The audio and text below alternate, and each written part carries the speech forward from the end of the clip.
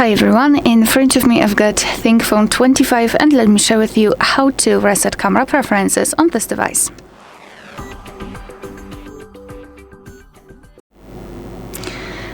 So let's actually start with opening the camera app, so let's tap on it. And now we are in the standard photo mode, however the mode doesn't really matter here because we have to open general settings.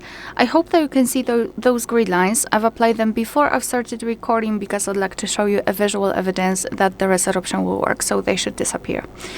So now all we have to do is to tap on the settings icon in the right upper corner and then scroll all the way down to find this reset option.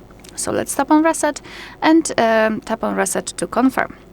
Now we can go back, and as you can see the grid lines are not visible, which means that we just successfully reset all camera preferences. Alright, so that will be all. Thank you so much for watching. Please hit the subscribe button and leave the thumbs up.